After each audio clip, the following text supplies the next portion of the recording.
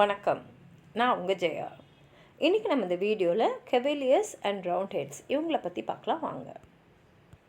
இங்கிலாண்டில் 1642 ஆரம்பித்து பல வருடங்களாக நடந்த உள்நாட்டு போர்.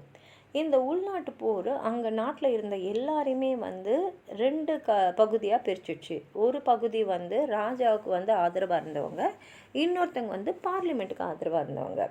ராஜாவுக்கு ஆதரவாக இருந்தவங்க கெவேலியர்ஸ் இல்லை ராயலிஸ்ட்னு கூப்பிட்டாங்க. அப்போ ராஜாவாக இருந்தது கிங்ஸ் சார்ல்ஸ் I, அதாவது முதலாம் சார்ல்ஸ் மன்னர்.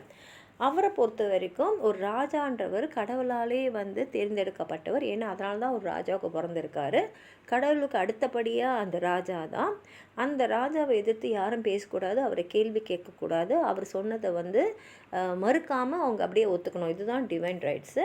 இதை இவங்க எல்லாருமே ஆமாம் அப்படி தான், நம்ம ராஜாவுக்கு விசுவாசமாக தான் இருக்கணும், ராஜாவுக்கு எதிராக போனால் நம்ம கடவுளுக்கே எதிராக போன மாதிரி அப்படின்ற ஒரு எண்ணத்தோடு வாழ்ந்தவங்க. இவங்க எல்லாம் பார்த்திங்கன்னா பணக்கார அரிஸ்டோக்ராட்ஸு, அப்புறம் ஹார்ஸ்மேனு. அவங்க நல்ல வசதியான ஒரு வாழ்க்கை. அவங்களோட ஆடையெல்லாம் பார்த்திங்கன்னா அப்படியே ஆடனமாக இருக்கும், அப்படியே அவங்க தலைமுடியெல்லாம் நல்ல நீளமாக இருக்கும். அந்த மாதிரி தான் இவங்க இருப்பாங்க.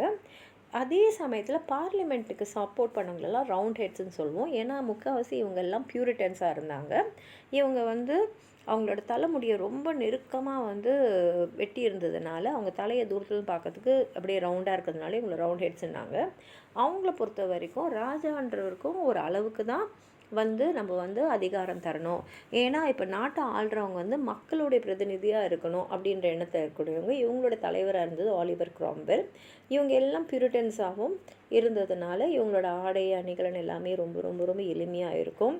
தலைமுடியை கூட ரொம்ப நெருக்கமாக வெட்டிட்டு தான் இவங்க ஒரு எளிமையான வாழ்க்கையை வாழக்கூடியவங்களாக இருந்தாங்க.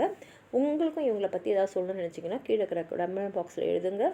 இந்த வீடியோ லைக் பண்ணுங்கள், உங்கள் ஃப்ரெண்ட்ஸோடு ஷேர் பண்ணுங்கள். சப்ஸ்கிரைப் பண்ணாதவங்களாம் ப்ளீஸ் சப்ஸ்கிரைப் பண்ணி சப்போர்ட் பண்ணுங்கள். நன்றி.